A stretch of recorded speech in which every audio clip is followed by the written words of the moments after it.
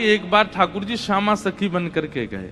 ठाकुर जी ये विचार करके गए, मैं जाके किशोरी जी के मन की देख के तो आऊं। ये मेरे सामने तो प्रिय प्रिय बोले मोए, मेरे बिना ये मोए मेरे बारे में कहा बोले, मैं एक बार सुन के तो आऊं। नीचे लहंगा पहनो है, ऊपर चुनरी पहनी, बिल्कुल यहाँ तक पूरी चुनरी लगा ली है, हाथन में बढ़िया चूड़ी पहनी है, कानन में कुंडल पहने हैं, क्षुद्र घंटे का यशोदा मैया ने पहनाई, वहां में छोटी छोटी घंटी लग रही है, वह कौंधनी बना करके कमर में पहनी है, पामन में पाजेब पहनी। ठाकुर जी गए श्यामा सखी बन करके किशोरी जी के पास, बरसाने में प्रवेश कियो। सबरी गोपी के आहा कैसी मनोहर चाल है, नेक सी गोपी कैसी मटक मटक के चल रही है। अरे सखी तू कौन की लाली है? ठाकुर जी तेज तो हैं बोलवे में, जो पूछे तू कौन की लाली, बोले तेरी हूँ भूल गई। अरे बड़ी चपड़ चपड़ बोला है। पहुंच गए ठाकुर जी बरसाने। बरसाने में द्वार पर जाकर के सखीन से बोले मुझ को भीतर जान दो। सखी बोली कौन हो तुम? बोली मैं श्यामा सखी हूँ। कहाँ ते आई हो? बोले पास के गांव नंदगाम ते आई हूँ, और मुझ किशोरी जी ते बहुत जरूरी बात करनी है, मुझको मिलवाओ। सखीन ने बोली भानु बाबा के पास जाओ, शिकायत आदि करनी है, कोई न्याय चाहिए तो वहां जाओ, ये किशोरी जी के पास आवे के लिए नहीं है। और नहीं हम तो किशोरी जी से ही बात करेंगी, ऐसी बात है कि मैं वृषभानु जी से ना कह सकूं। सखीन ने जाकर के भीतर किशोरी जी से कही, हे लाडली जो, बाहर एक गोपी ठाड़ी है और यूं कह रही है कि वह को आपसे ही बात करनी है और आपसे बात करके कछु न्याय करानो है। किशोरी जी बोली अच्छा बुलाओ भीतर। द्वार खुले, ठाकुर जी बढ़िया चुनरी पहन करके, ये गजगामिनी सी चाल, एक तो चाल ही ठाकुर जी की टेढ़ी मेढ़ी, ऊपर से सखी बन करके और ज्यादा बनावटी चल रहे हैं, तो इतने प्यारे लग रहे हैं। किशोरी जी सिंहासन पर विराज रही हैं और श्याम सुंदर भीतर आ रहे हैं। जैसे ही द्वार से भीतर आनो भयो, किशोरी जी तो कहें अरे सखी या की चाल तो देख कितनी बढ़िया है। ललिता विशाखा बोली हाँ चाल तो बढ़िया है। अरे देखियो या की कमर कैसी सुंदर लग रही है। ललिता विशाखा बोली श्री जी आपको पहली बार कोई सखी पर मोहित रहते हुए देखो हमने, आप तो सदा प्रियतम श्री श्याम सुंदर पे ही मोहित रहे में, लेकिन आज पहली बार। अरे पतो ना या की चाल ढाल और जो जो अंग या के दिखाई दे रहे हैं, ऐसे घूंघट पकड़ी चल रही है, यहाँ से भुजा दिख रही है, नेक नेक थोड़ा उधर भी दिखाई दे रहा है, थोड़े थोड़े चरण भी दिखाई दे रहे हैं, जो जो अंग मुंह को दिख रहे हैं ना इतने प्रिय लग रहे हैं कि मैंने ऐसी प्रिय स्वरूप तो पहले देखो नहीं है। और किशोरी जी कहने ललिता तू मेरी एक बात सुन। बोल कहा ये जो भी बात करे वो सुन लेंगे, फिर वाक्य बाद याकू अपने सखी समाज में ले लियो। मुख बड़ी भारी है, अभी याकू मुख नहीं दिखो, मुख मैं तभी यहाँ पे मोहित है गई हूँ। विशाखा जी बोली नहीं रुक जाओ, आन तो दो, बात तो होने दो। किशोरी जी आज जैसे ठाकुर जी को देख के हो जाती है वैसी हो गई है, एक सखी को देख स्वयं पर भरोसा नहीं हो रहा है किशोरी जी को कि मैं ऐसी क्यों है रही हूँ। ठाकुर जी आके सामने खड़े है गए, उन्हें एक बनावटी सी आवाज भी बना ली ठाकुर जी ने। किशोरी जी बोली कहो सखी कहा नाम है तुम्हारो? अजी मेरो नाम तो श्यामा सखी है। स्वर सुनते ही किशोरी जी के नेत्र बंद है गए। ललिता जी को हाथ पकड़ के कहें मुकु कहा है है, या के चाल या के रूप रंग सब देख करके तुम या के स्वर में भी कछु आकर्षण है। ललिता जी बोली श्यामाजू ऐसे ना करो करें, अरे वो सखी है वहां पे आप मोहित का को रहे। बोले ना पता ना या मैं तुम्हें ना लग रहा आकर्षण, बोलना हमें तो ना लग रहा। किशोरी जी कह रही है अरे मैं अपने आपे तो बाहर जा रही हूँ, ये सखी कैसी है या कि स्वर कितने सुंदर। ठाकुर जी खड़े खड़े बोले अरे श्यामाजू मुँह को इतनी देर है गई खड़े खड़े, आप मेरो न्याय करोगी कि नहीं करोगी? किशोरी जी बोले अरे मैं तो ऐसे बहल गई, बताओ कहा बात है? बोली मैं आपसे आज न्याय की याचना करवे आई हूँ। मैं रहूं नंदगाम में और नंदगाम में नंद बाबा के महल की बिल्कुल समीप ही मेरो घर है। तो विशाखा जी बोली तो नंद बाबा के पास जाती न्याय लेवे, तुम बरसाने का को आई हो? बोले वहां नहीं मिलेगा, यही मारे तो यहाँ आई हूँ, और बात इतनी गंभीर है कि मैं वृषभानु बाबा ते ना कह सकूं, आप तो ही कहूंगी। किशोरी जी बोली कहो। श्यामा सखी रोने लगी ठाकुर जी रोने लगे, आंसू ने पहुंचने लगे। अरे मैं कहाँ बताऊं, कैसे मोहते कहूं, मुझ को तो लज्जा आ रही है बतावे में। श्री जी बोली ऐसे मत करो, बताओ बताओ कहा बात है? बोले कल परसों में दही बेकवे के कायजे जाई रही, इतने में मार्ग में श्याम सुंदर आए गए। किशोरी जी थोड़ी सहम गई, श्याम सुंदर? हाँ। अरे तुमने उनको बड़ी प्रशंसा सुनी है, उनकी बड़ी महिमा सुनी है, पर तुम उनके अंदर की ना जानो, वे बड़े छलिया हैं, बड़े कपटी हैं। किशोरी जी बोली कहा कि श्याम सुंदर ने? मैं तो मटकी भर के जाए रही बेकवे के काजे, मार्ग में मिल गयो, रोक लियो मेरो मार्ग। और मार्ग रोक के बोले मुझको कर दो। कर माने टैक्स दो, जैसे टोल गेट लगे रहते ऐसे ठाकुर जी ने जगह जगह ब्रज में नाकाबंदी लगा रखी है अपनी जबरदस्ती की। और जैसे इनको पता चले कि कोई सखी मथुरा को जा रही है तो वही मार्ग पर चले जाएं और जाए करके सब सखान के संग बैठ जाएं और आवे वाली सकीन तक कहें हमें कर दे के जाओ, जे मार्ग हमारे परदादा ने बनवायो है, ये मार्ग हतो ना हो, हमारे दादा परदादा ने ये मार्ग बनवायो, ये हमारे यहाँ मार्ग को कर लेने को अधिकार हमारो, कर दो। गोपी के कहा कर चाहिए, बोले मटकी सब नीचे धर दो, हमारो जितनो मन होगो हम ले लेंगे, बच्ची कुचे तुम मथुरा ले जाइयो, ये करे। अब मटकी नीचे धर के अगर कोई गोपी कह दे कि लाला तो जितनो हो पाले, ठाकुर जी छोड़ेंगे वहां में? स्वयं पाले, लेकिन स्वयं को पेट तो नेक सो फिर ग्वाला ने पवा में गोपी के अब तो है दे दो, अरे अभी हमारे और भी ग्वाला है, बोलो फिर कौन नाम है? फिर बंदरों को कू कू करके ठाकुर जी आवाज करते हैं, खूब सारे बंदर आ जाते हैं, फिर उनको बांटते हैं। वाके बाद गोपी के सबरो मक्खन तो खत्म है, क्यों मटकी है तो छोड़ दो। ठाकुर जी बोले मजो नहीं आयो, जब तक यहाँ मटकी की आवाज नहीं आवेगी, फिर डंडा तो वह मटकी है फोड़े। फिर कहें गोपी मक्खन तेरो बासो हो नेक्सस, दोबारा लेके आइयो, ऐसो करे तुम्हारो ये कन्हैया, कौन कर देगो या को? अरे राजी राजी नेक कर ले ले तो बात ठीक भी है, ये तो मटकिन ने फोड़ दे, सबन ने खवाए दे, लेकिन मेरे संग तो बहुत बुरा कियो। किशोरी जी बोली कहा कियो? बोले मेरो घूंघट उठा लियो, मेरी चुनरी खींच ली, मेरे हाथ मरोड़ दियो, और अच्छा इतनो ही कियो और तो कछु ना कियो? अरे कहा बताऊं और कहा कियो? बोले और कहा कियो? मैं तो चाहूं भी ना हूं कि वो मेरे पकड़ में आवे, क्यों? बिना पकड़ के इतना उधम मचावे, पकड़ लूंगी तो जन कहा करेगो, ऐसो कष्ट दे मुझको, मैं कहा बताऊं आपको। श्री जी थोड़ी घबरा सी गई। अच्छा श्री जी को ये है कि अकेले में मुंह से कन्हैया की बुराई कर ले तो मैं सह भी लूं, ये ललिता विशाखा के बीच में काई को बोल रही है, ये तो वैसे ही उनसे चिड़ी रहे इतनो, इनके सामने क्यों कह रही है? श्री जी कह रही है अरे तू चिंता मत करे, श्याम सुंदर को हृदय कारो नहीं है, वो बस स्वरूप ते ने कार्य से लगे, वो ने अपनी लीलान में थोड़े से ऐसे चटक मटक से हैं, बाकी हृदय से ऐसे नहीं है। तो ठाकुर जी तो सुनने आए हैं ना कि मेरे बारे में कैसे विचार हैं श्री जी के। अच्छा आप बड़ी हृदय की जानो उनकी? ठाकुर जी कह रहे हैं आप बड़ो पता हो उनके हृदय को। श्री जी बोली मतलब ऐसो तो मुझे ना पता, लेकिन हाँ जितनो मैंने सुनो है, जितनो मैंने जानो है, वहां से मेरो अंदाजो ऐसो है कि वो हृदय ते ऐसे नहीं है, वो तो बस एक लीला करें। ठाकुर जी बोले अरे श्यामाजू तुम कहा जानो, जाको रंग कारो होवे ना, जो भीतर ते अत्यंत कारो है जाए, वाको रंग भी कारो है जाए।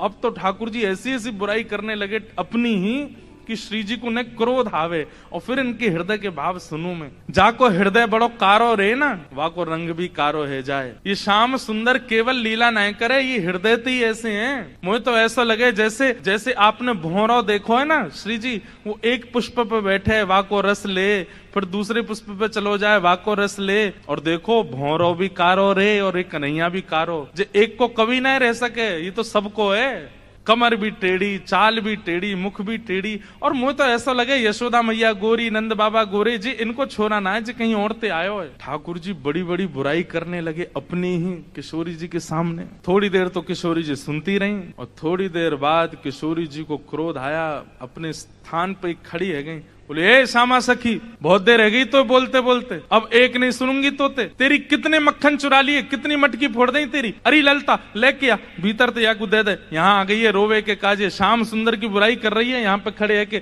तू कहाँ जाने वो कौन है? अरे पूरा ब्रह्मांड उनकी भ्रगुटी पर नृत्य करे, वो अगर अपनी भौं उठा दें तो नूतन प्रलय है जाएगा। अरे तुम ब्रजवासीन के प्रेम के काजे बेचारे यहाँ आए गए हैं, तुम तो नेक लीला कहा कर ली, शिकायत करवे आ गई वहां पे, और तू बड़ी श्याम वरण श्याम वरण पे बहुत बोल रही कि जो हृदय को कारो वही स्वरूप ते कारो होवे। तू जाने कहा है वास्तव में तोए देखें लोग, मोए देखें लोग, और कोई भी दृष्टा बने या हमारे अपना स्वरूप छुपाए करके आए वे, यदि अपने वास्तविक रूप में प्रकट है जाएं तो कोटि कोटि कंदर्प लुटावे लग जाएंगे, तो भी उनके रूप की उपमा नहीं कही जा सके। उनकी बुराई कर रही है मेरे सामने खड़े है के वो टेढ़े से रह में, वो ऐसे रह में, वैसे। तू जाने कहा है उनके बारे में? अरे इंद्रादि देवता थर थर कांपे जिनके मारे, वो यशोदा मैया और तुम सब ब्रज गोपीन के काजे सहज है गए, सरल है गए, प्रेम के अधीन है करके सब लीला कर रहे हैं, और उनकी शिकायत कर भी आ गई है मेरे सामने।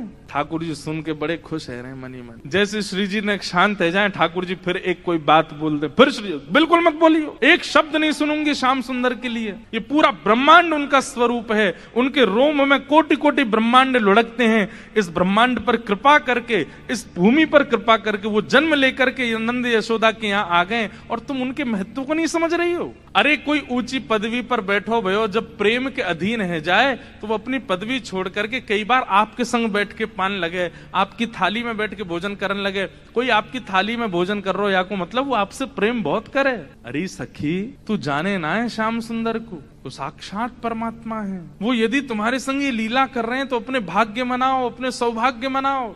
उनकी रूप कांति को मैं कहा वर्णन करूं, कोटि कोटि किशोरी जी वार दई जाएं तो भी श्याम सुंदर की रूप की महिमा ना कही जा सके। मेरे सामने एक शब्द नहीं बोली उनके बारे में। श्यामा सखी बोली, पहले तो मैंने संदेह में सुनी कि किशोरी जी को और हमारे नंद के लाला को कछु प्रेम संबंध है, पर आज तो मुंह को ऐसा लग रहा वास्तव में हते।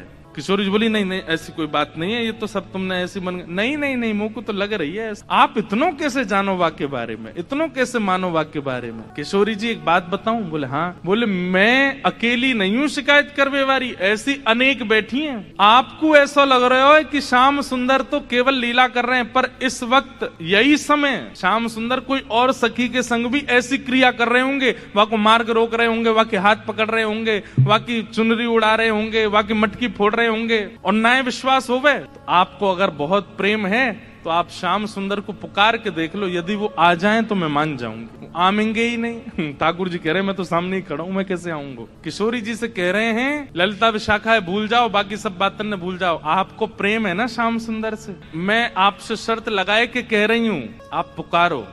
और यदि श्याम सुंदर आपके सामने आए गए तो जीवन भर आप दोनों की चाकरी करूंगी। ये श्यामा सखी को वचन है आपके लिए, बुलाए लो। किशोरी जी बोली, देख मोते मत बोले, मैं जानू, मुझको प्रबल विश्वास है कि श्याम सुंदर आ जाएंगे। मैं बस टेर लगाऊंगी और दौड़े दौड़े आवेंगे। श्यामा सखी बोली, आज है जाए ना, बुलाए के देख लो आ जाए कि नहीं। किशोरी जी तुरंत नेत्र बंद करके बैठी और जैसे ही अपने प्रियतम का स्मरण किया है, नेत्र बंद करके किशोरी जी स्मरण कर रही है श्याम सुंदर को। और जब कह रही है कि हे श्याम सुंदर मैं तो आपकी दासी हूँ, जबकि ये बात गलत है। ठाकुर जी दास मानते हैं अपने आप को किशोरी जी के चरणों का, लेकिन आज किशोरी जी ने वास्तव में तो बात यह है कि जैसे ही नेत्र बंद किए हैं किशोरी जी ने और स्मरण करना प्रारंभ किया, कहाँ है श्याम सुंदर, कहाँ है मेरे प्राणनाथ, कहाँ है मेरे जीवन धन। तो जैसे किशोरी जी ने नेत्र बंद करके स्मरण कियो तो किशोरी जी पूरे ब्रजमंडल में भ्रमण कर आई, लेकिन ठाकुर जी नहीं मिले। किशोरी जी बोली, हाँ श्याम सुंदर गए कहाँ, आज मेरे प्राणनाथ गए कहाँ? और ध्यान लगा करके देखो,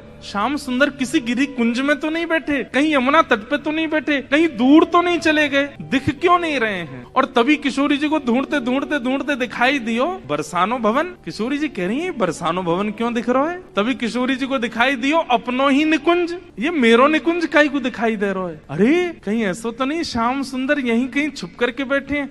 और मन में ध्यान से देखो तो किशोरी जी को अपनो ही अंतःपुर दिखाई देने लगो। किशोरी जी बोली, मेरे अंतःपुर में तो केवल ललिता है, विशाखा है, मैं हूँ और श्यामा सखी। और ध्यान लगा करके देखो तो क्षुद्र घंटिका दिखाई देने लगी जो श्यामा सखी ने पहन रखी है। किशोरी जी बोली, ये क्या क्षुद्र घंटिका? ये तो मैंने अभी कहीं, अरे ये तो श्यामा सखी की कमर पे देखी। और जब और ध्यान लगा करके देखो तो घूंघट के भीतर कमल नैन मटक रहे हैं, इधर उधर आंख मटका रहे हैं। तुरंत किशोरी जी ने नेत्र खोल करके गई, श्याम सुंदर आप तो सामने ही खड़े हो। और जैसे ये बात कही ललिता विशाखा दौड़ करके, कहाँ है कहाँ है कहाँ? बोले यही श्यामा सखी, पकड़ो याकू। ठाकुर जी दौड़न लगे वहां से, इतने में ही पकड़ ली और पकड़ करके जैसे ही चुनरी उतारी, आहा श्याम सुंदर तो सामने ही खड़े। अब तो ललिता विशाखा पकड़ करके खड़ी हैं और ठाकुर जी की ऐसी बेणी, आहा नथ बेसर पहनी है नाक में, ऐसी सुंदर बिंदी लगा करके आए, काजल लंबो लंबो खींच के आए, अपने घुंघराले केशन की बढ़िया बेणी गूंथ करके जैसे कोई छोरी तैयार हो ऐसे बन के आए।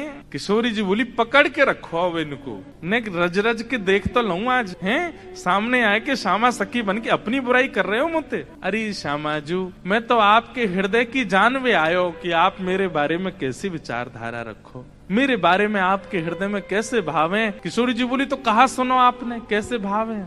बोले मुंह को ऐसा लगो करतो कि मुंह से ज्यादा प्रेम कोई ना कर सके या संसार में। पर हे श्यामाजू आज आपके प्रेम के भाव पर तो मैं भी बिक गयो, आपको प्रेम तो अटूट है। अरे आप तो ऐसी हैं कि आप बैठी कहीं भी हो लेकिन आपके चिंतन में सदा मैं विराजमान रहूं। मैं कहाँ जाऊं, कहाँ करूं, कहाँ खाऊं, कहाँ पीऊं, कैसे आऊं, आपको सब पता है। किशोरी जी ने कही, आज एक काम करो। बोले कहा, द्वार सब बंद कर दो, चटका नहीं लगा दो, आज जान नहीं देंगे इनको, आज यहीं यहीं बैठा हो, बड़ी श्यामा सखी बन के आई हो, इधर आओ। ठाकुर जी बोले अरे श्यामा जी मैं आपके चरणन को पूजूं, आपसे हाथ जोड़ रहा हूँ, मुझको छोड़ दो। बोले ना, आज तो याकू नई दुल्हन बना के यशोदा के पास ले चलेंगे और यशोदा जी से कहेंगे देखो हमारे गांव की एक नई दुल्हन आई है, अभी अभी ब्याह भयो, याकू आशीर्वाद दे दो। और जब यशोदा मैया अपने लाला को चिर सौभाग्यवती जब आशीर्वाद देंगे तब आवेगो आनंद। किशोरी जी आपसे हाथ जोड़ू, पाम परू, ऐसा मत करियो, यशोदा मैया के आगे नाक कट जाएगी मेरी, ऐसे छोरी पनो डोलू,